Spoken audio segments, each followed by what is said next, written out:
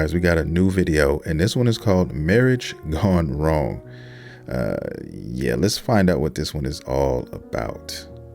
A year ago, I got married to the woman who I thought was the love of my life. Now, after fleeing the country, I have chosen to file for divorce and walk away from my marriage. From the betrayal to the death threats, the insults, and the lawsuits, I'm gonna explain and show you guys why I ultimately made the decision to walk away from my marriage. Wait a minute, dude said death threats. What's going on here, man? Death threats, legal troubles, all of this over trying to get a divorce? Who did you marry, my G? Okay, get the popcorn. I remember the first years of the relationship being some of the happiest in my life. I can't say exactly what it was that made me love my wife so much, but I just felt such a great sense of peace and love, not just from her, but from the whole entire church community. And I think that was a really big factor, actually, in me choosing to be with my wife, because I was so in love with the community and how they treated me and how they welcomed me with open arms. They sold me on all these amazing ideas of Jesus loves you, this is what Jesus would want. All the bad, negative stereotypes that I had about religion just went out the door. But I remember feeling a very strong sensation and feeling from God telling me that this woman was going to be my wife. And now I understand that the whole purpose of the marriage and the wedding was to bring my family back together again. My family came from the US, and I was able to resolve all the issues that I had with my dad and my mom and my sister. And we had a really beautiful reconnection, and we hugged it out. It was an amazing experience. I don't regret the marriage at all. I think that a strength that I have that is also kind of a weakness is that I'm a very adaptable person. You can put me in any environment and I'll find a way to make friends and fit in. And I think when I was doing that, I may have given off the impression that I wanted to be this amazing Christian man for the rest of my life and dedicate myself to Christ and all that stuff. I'm trying to think if I gave off that impression, or the community and my wife had such strong expectations on me that they kind of projected them on me, and those were the only things that they saw. Being an Asian man, I think a lot of Asians can relate to this. We grew up with a huge lack of love in our households. We're always constantly told how we're doing everything wrong. Our parents never really say that they're proud of us or that they love us. It's always, why aren't you doing this? Why aren't you getting better? And I think in a lot of ways that's just their way of expressing love, because that's how our grandparents were to them.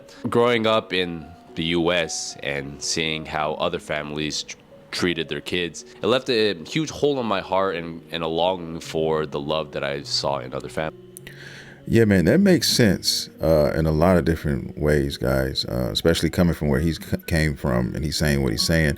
But if you read this, especially seeing Latin families, Latinos, they definitely exude what family should be in a lot of instances. I'm not saying everything, but I mean, a lot of them live with each other for years after quote unquote adulthood, like 18, right? There's the mother is still living with the family, with the younger kids, and they usually stick together for an extended period of time. A lot of families never officially break up, never kind of disperse from each other.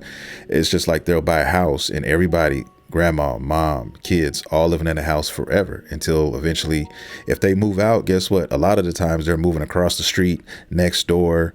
If it's an apartment complex, guys, it's right there in the same building, that type of thing. So that is definitely true as far as how close knit they are. And I guess he's also talking about just the dynamic of him being around him and seeing that. So yeah, makes sense. I may have picked being with my wife because I was more in love with the stability and the feeling of love that I got from their whole entire community. Finally being in an environment where you're treated like someone who's appreciated, right? And someone who's loved. There's only 3 ways you can really get to know a person. You have sex with them, you travel together, or you live together. And because I wasn't able to do any of those, I don't think that if we dated a year more, this all could have been avoided. Everything that showed up in our relationship were things that showed up after we got married, and when she felt the security that I was never going to leave because she had the full support of the whole community on her side. Yo, okay, let's back up a taste. He said that he didn't get a chance to live with this girl, travel with this girl, anything, really spend any time with her before they officially got married. He felt so good about this female that he was willing to overlook all of that in his own mind. I'm guessing that he think, it couldn't It was just too good to be true. But man, you gotta you gotta test those waters. Okay, you gotta test those waters. You gotta live with certain people, or at least be around them for an extended period of time, because without doing that, man, you're just not gonna know this person, guys. Trust me. I've had experiences with women where, it was all good at first, and then when you start hanging around them, when it's just you and that person, you find out that I don't think I'm going to be able to do this. A lot of people found that out the hard way during the COVID years, okay, back in 2020. And those guys, if you're watching, you know what I'm talking about. And it wasn't until after the proposal where things started going downhill. So I remember 2 months before the wedding, we were fighting quite a bit. I felt that I was dating the church more than I was dating her. She would always prioritize the opinions of the people of the church and what the church thought over my needs and wants as the boyfriend and the husband in my marriage. For example, I could not go out to any bars or clubs because if I were seen there, it would reflect poorly on her and the people at church would say something. I could not go attend other church services because she was a leader at her church, and if somebody caught me at another church, it would make her look bad. And it got to the point where when I was by myself going to the gym, I was fearful of interacting with any woman whatsoever for fear of if somebody saw me, what would they tell my wife, or how would this come back to me? I just wanted to avoid as many problems as possible. We decided to sit down with the pastor for marriage counseling right before we got married. We actually did that several times before we got married. I think we did it starting from 6 months before the wedding. Every single month we would meet with the pastor, and I would have meetings with the pastor by myself as well. After we told him the situation, he told us that it's apparent that love is here and we care about each other, but if we continue down this path, the marriage is not going to work. Me, Wes, I have to fully agree and be on board with everything that they teach at the church. If not, that's okay, I should walk away. But by marrying my wife, I am accepting that this is the path that I want to take. And I guess looking back, this is probably the point where I should have walked away. He probably thought that it was going to be church, but he did not think it was going to be super church, right? Most men, when it comes to church, guys, most of us, a lot of us don't attend church. And if we do, it's not we're not there all the time. We're not Bible thumpers, quote unquote. But at the same time, that does not mean that you are not a God-fearing man. That does not mean that you don't love God. You don't have to go to church to love God. I'm just keeping it real with you guys. As a kid, I went to church during the summers with my grandparents. We had to go. That was mandatory. But outside of that, my parents didn't go to church. They weren't doing all that. And my parents, my dad on his side, they were raised in the church. So they went to the church all the time, but he didn't go to church like that after he grew up and left the house. You know what I mean? They go to church now, but they weren't doing that. He wasn't doing that when I was a kid. You know what I'm saying? When my parents were married, that wasn't happening. So there's a lot of people out there who think that because you don't attend church a certain amount of time or days out of the month or the year or whatever, that you don't have love for God or you're not a God-fearing person. And some of the worst sinners, believe it or not, actually go to church all the time. Okay? Just keeping it real. I can admit that this was maybe cowardly behavior on my part, but it was very difficult because I had so many things on my mind. Being in a foreign country with no family, not knowing the language, not having any stability, I had the potential of losing all the stability and community that I built in Manizales. I would have everybody on the church turn on me, which going through the divorce now has clearly shown me. If you ever gone to a new place and set up roots, you understand how daunting and exhausting it is. Finally, when I found a good area of stability and people who I felt loved me, it was really hard to give that up. Plus the pressure of what everybody in the church was going to think, and the fact that my family, all of them bought tickets already to come to the wedding. There was just a lot of things going through my head. So my wife and I, we talked about it, and we came to the conclusion that because of love, we're gonna fight through it and we're gonna try to negotiate everything as the marriage progressed, right? Because we love each other. I've never said this openly on my channel, but when I was courting my wife, there was another man who I guess is like another one of her father figures. This guy, he went to jail in the US for narco trafficking. Now he's a reformed Christian and everything. He came up to me one day and just took me aside and is like, hey, look, like if anything bad were to happen to Anna, he gave me like the gun fingers and he put it on my chest. He's like, I'm gonna kill you. He may have said it as a joke, he may have not, but well, this guy went to jail for it, right? He could very easily do something like that again. Ultimately, I decided that I think I should go through with the marriage. I just had too much to lose. It does look like a bad decision, but I did what I believed was the best thing to do at the time. That was a bad decision, bro. That I could have told you that was a bad decision, especially as the man. Terrible decision. Terrible decision. Number one, I'm gonna tell you right now, as a man, I am married, by the way, if you guys did not know, been married for a long time. And I'm telling you right now, I'm setting rules. I'm setting a line in the sand day one. Like if I like this or I'm into this or into that and you can't get with that, bruh, if they say no, if they got a problem with that, you might as well end it now. Let it burn now as opposed to letting it burn later and costing you what it's costing you now. Whatever you're about to let us know, okay, it just makes sense to do that, right? Just you cannot avoid or ignore your feelings. When you have that funny feeling or something doesn't feel right, that's a sign that you need to listen to, okay? All the odds were stacked up against you. You can't say what you feel. You can't do what you want. I'm sorry. As a man, I can't do that shit. People get unhappy in marriages the way that people go bankrupt, which is very slowly and then all at once. So the first 6 months of our marriage were very interesting. It was the first time that either of us have ever lived with a partner before. So our co-living situation actually was pretty good. We didn't have a ton of issues. I'm firmly against yelling at my partner. I know what it's like being on the other side of that and how crappy it feels coming from somebody you love. She never raised her voice at me either. You know, it was all very cordial. But the same topic kept coming up again.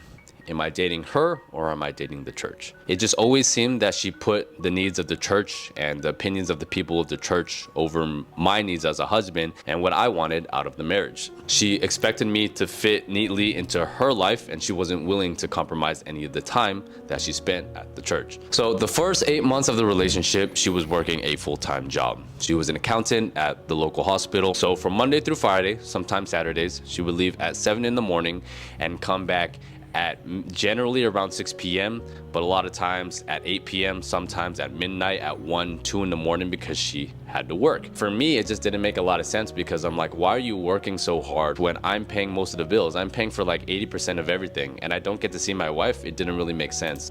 I'm gonna tell you like this. If they're so into the church, why aren't they following the good book? Okay, the man is supposed to lead in the family. Okay, when you have a union, man and wife, the man is supposed to lead that union. All right, so off rip, what I'm saying is he already started and walked into this marriage with one hand tied behind his back. And look, I'm not blaming them as much as I'm blaming him because he's the one that should have put his foot down and said, look, this ain't right, we're not doing this. If you can't get with this, then it just can't be. And if he would have done that, he would be in a lot less drama, and he's already divorced anyway or in the process of it, so it doesn't, you know what I mean? You could be out of it completely or you can be going through a divorce and dealing with a whole bunch of trash that he's probably dealing with right now. So he did it to himself essentially. But let's finish and see what he has to say. And then Saturdays, she would volunteer at the church because that was important to her. And then Sundays were mandatory church going days. And then afterwards we would eat with her family or with her mom or something like that. So we didn't really have any time dedicated to us or developing a relationship as a couple. And I also had a problem with the fact that every time that we would go on a date or go on a trip, I was planning all the events. If I didn't plan anything, we would not have any time together because she would always prioritize like volunteering from the church, being at the church, being at those services, but she never really put our relationship as a priority. Even the honeymoon, right? We were gone for a month and I paid and planned for every single detail on that honeymoon, where we would go, her visa situation, all of the plane tickets, all of the Airbnbs, the tours, everything. I did everything. When I would be waiting at home for her to come back, I'm like, what do I do? Do I go out and try to meet people? But if I'm not hanging out with people from the church, I'm gonna get shit from my wife and she's gonna have a problem with that. You know, I want to go out and go dancing, but then I know she'll have a problem with that as well. Bro, this looks like they were using the church as a stranglehold, some sort of noose around this man's neck. Okay. It seems like they were leveraging that to me. Anytime you're talking about mandatory anything, like what is mandatory in a man's life? What is actually mandatory? The only thing that's mandatory, in my opinion, is, working. Everything else is, your own decision, even working. There's no such thing as mandatory for a grown ass man. I mean, if you ask me, I'm just saying, I'm just keeping it real. This seems like, man, this was botched from the beginning. Bro, yeah. Just to avoid having more issues with my wife, I just decided to stay home. And this is why I started smoking weed again, because I was at home and I'm like, well, I don't know what time my wife's gonna come home. I can't really go out. So what am I gonna do? I'm just gonna smoke weed and play video games because I have no other way to de-stress. So if she had to work in order for us to pay the bills, I think it would have been a different story. So this is why I eventually asked her to quit her job, because I was like, if the church is something that you're not going to negotiate, then I would rather you get a part-time job so I can actually see my wife and spend more time with her. Because a lot of times it doesn't even really feel like I have a wife. And I started noticing that when we would have disagreements, we would talk about the things that we would need and want in a relationship. So she'll tell me that as a Christian woman, these are the things that I need in my relationship. I need you to spend time with my family, go to the church once, twice a week because that's important to me. I need you to show me love this way. I want you to be the provider of the household. I'm shy, I'm a very timid person, so you need to respect my boundaries. And I'm like, okay, that's totally cool. But then every time I would try to ask something from my point of view, things that I would like as a man or things I would like for my culture, right? As soon as she disagreed with it, she would use religion as her argument for her not wanting to do it. I'm telling you guys, sabotaged from the start. Now, I'll also say this. Looking at these signs, how she's carrying herself in relation to him as her husband, I don't think she fully loved this guy. He's right, I don't think she did. Because if she did, he wouldn't have to ask her for a lot of these things. Or if he did ask, it would be no tripping. It would be no bumping of the gums, the lips. And this is what I'm saying. Anytime you're in a relationship, husband and wife, it sounds like she's running this whole show. She's running the whole show. I'm getting beta male vibes from this guy. I hope I'm wrong, but that's what I'm seeing right now. He's basically cowering and bending at, the knee on every situation he's been confronted with. That's what I'm seeing, guys. He's not putting his foot down, and the moment you don't do that, they smell blood in the water. It's a wrap. They're going to continue to play this game with you. They're going to continue to make you bend your knee, and they're going to handle you. And that's what, sad to say, looks like what has taken place in this relationship. Oh, buddy, what a fucking waste.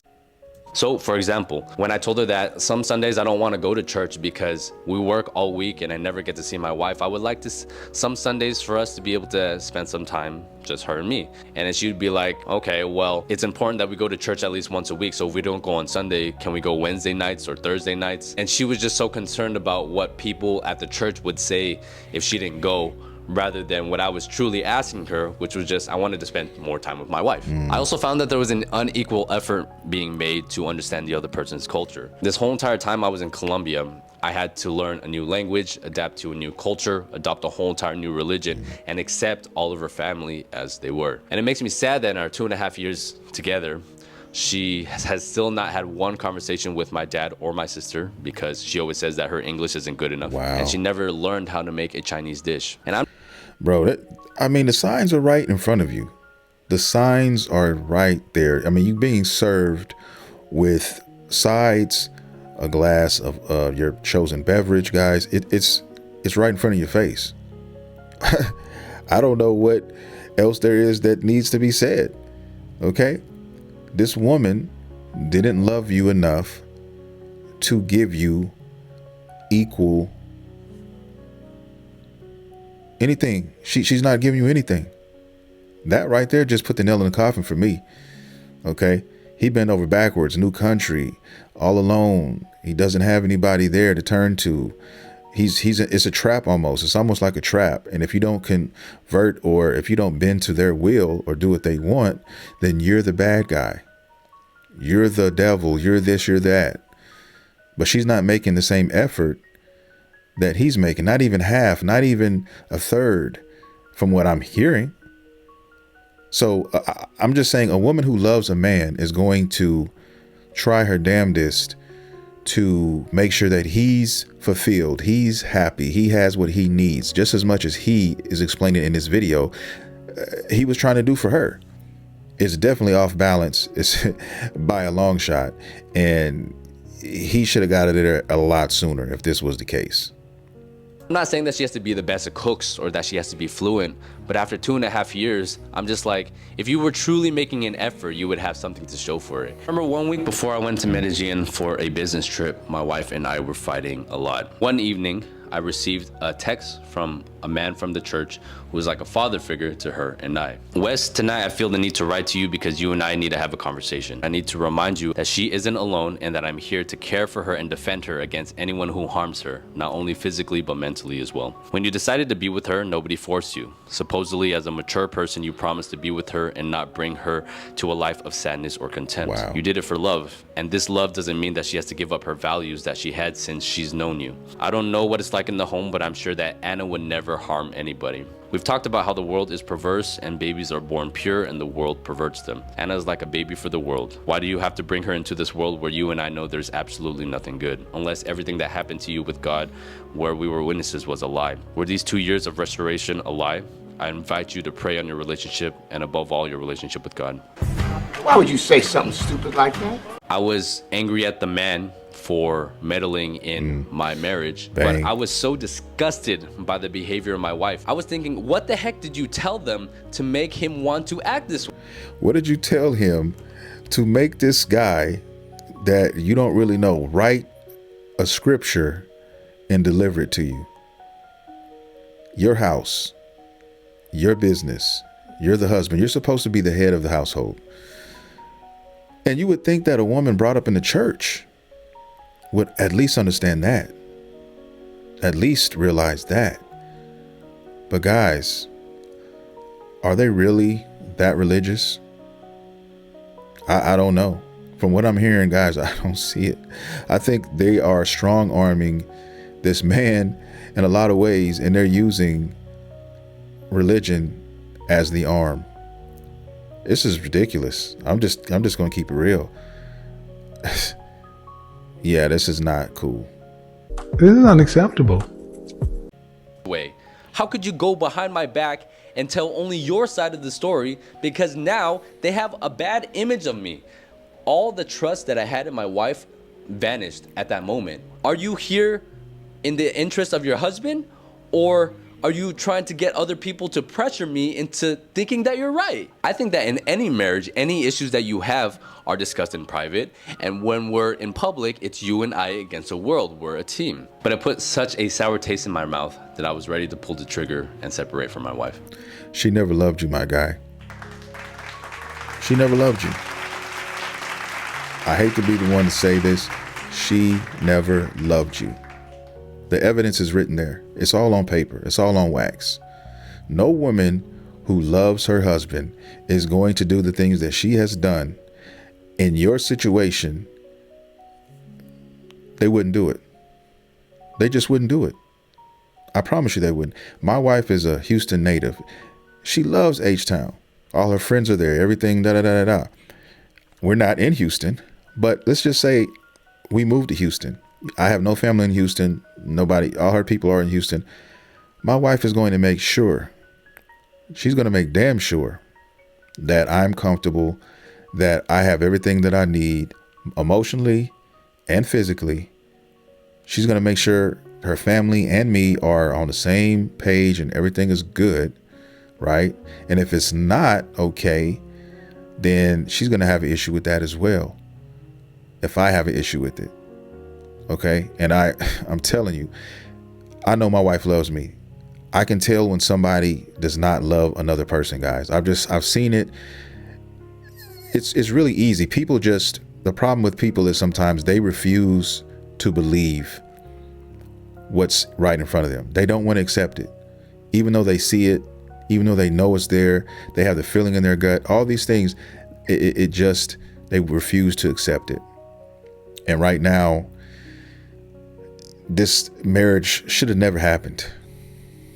But I didn't think that things would get to this extreme. ¿Cree que usted va a venir aquí a burlarse de todo mundo y hacer lo que le da la gana, a coger a una niña, desubicarla y luego dejarla? Sé que usted aquí en Colombia no conoce sino la parte buena, pero usted acuérdese que sabe que usted está en el país más violento del mundo. Maricón, hijo de puta. Yo a mi hija todavía la controlo y la mando y yo abro el Instagram y yo tengo las claves y yo por eso miro todo y mantengo pendiente de ella. Y estoy esperando que venga y ojalá me busque. No quiero cogerlo sino para matarlo, marica. So this is the same man who sent me the threatening text message before. When I received the threat, I sent it over to my wife. The first thing that came out of her mouth was, "Oh man, he didn't mean that." Like I said, bro, get your ass out of Colombia. Hopefully you're not in Colombia right now. You know what I'm saying? The same people who will use scriptures will be the same ones who turn around and do that to you, cut your throat. That's what I'm saying, guys. They'll use that to cover up who they really are. Everybody in the church is not of the church. They're not. And this is what you have: possessive parents and people in their family who are all in your shit, all in your business. The moment you say I do to this man is the moment that all that shit's supposed to go by the wayside, guys. Unless this dude is putting his hands on this woman, you know, threatening her or abusing her mentally or physically, guys, none of these things should be taking place. Okay? She should not be going outside of her marriage to discuss private matters with anyone unless it's under those circumstances. Period. And if she's really of the church, she should know this. But guys, it's not true. You know, he just collapsed. He was angry in the moment. I'm just like, whose side are you on? And all the actions that happened afterwards too. Her talking bad about me to all of her friends and everybody from the church. They wrote a lot of long, horrible comments on my videos, so I eventually had to block them. Going to the immigration office to try to get my visa revoked and get me kicked out of the country. Her sneaking through my Instagram and trying to read all my messages, trying to find proof of infidelity, and all the various lawsuits that they sent at me to delete all the videos on my channel. It's diabolical. And after this event, I realized that there was no way back, and then I had to proceed with the divorce. So I'm not gonna sit here and say that I was a perfect person, because there were a lot of mistakes that I made in the relationship as well. You know, maybe I put a lot of false expectations in the beginning, and they had a image of me that wasn't who I was 100%. But I was seeing this French Colombian girl. She said that you never really get to know somebody unless you speak to them in their native language. It's true, because my personality in Spanish and my personality in English are very different. And I think they only really got to know the Spanish side of me. They never really got to see who I truly am because they never spoke to me in my home language. I wonder if it was me putting a false front up, or it was them choosing to see only what they wanted to see in me. At this point, who knows? It's probably a mix of both, honestly. I'm just happy knowing that I can get out of the situation with my integrity and honor intact. I didn't do anything to dishonor God. I never cheated on her. I never hit her. I never insulted them. Even when they were doing all these things against me, I never once spoke badly about my wife on my channel or to anybody else, convincing all of her friends in that community of all the bad things that my wife did. Like, I did none of that, right? I chose to just walk away and take the high road. Right now, obviously, I'm in Thailand. I'm on the run again, and I'm trying to get my life back together. But at least I can look myself in the mirror and say that I did not sacrifice my morals or my values out of anger or out of spite in order to hurt these people who have desperately tried to hurt me in any way possible. Just thank God y'all didn't have any kids. Whew. Thank the Lord that you didn't have any kids. You should definitely be thanking him for that, because now you can close this chapter, you can move on, and hopefully forget about this bad dream. Okay? And for future reference, do not mess with anybody who you cannot speak to fluidly Okay, I'm not saying that there's no one out there that doesn't speak English that you can't make a home with, but from this experience, if I'm this guy, I'm not going there for a while. I'm not messing with anybody who's not speaking English or speaking a language that I'm familiar with, guys. It's just not going to happen. Especially when you got people in here in this woman's family like this. Hopefully you see the signs on the next go around and you realize that this is not what you need in your life. Let's finish this up. I believe that love is a beautiful thing, but I believe that love and marriage are two completely different things. Marriage is a lot more about duty, about responsibility to your family. I wanted to share it and talk about the whole entire process because a lot of people have asked me, why did you get divorced? You seem so happy. I was happy for a long time, but there's only so much neglect and shit that you can take in a marriage before you have to say enough is enough and have the courage to walk away. That's the end of the video. I want to thank everybody for watching this. If you have any videos that you want me to react to, please send them to me. Okay, I will be more than happy to check them out and hopefully do a reaction to it. With that being said, guys, I'm out and I'll see you guys in the next video.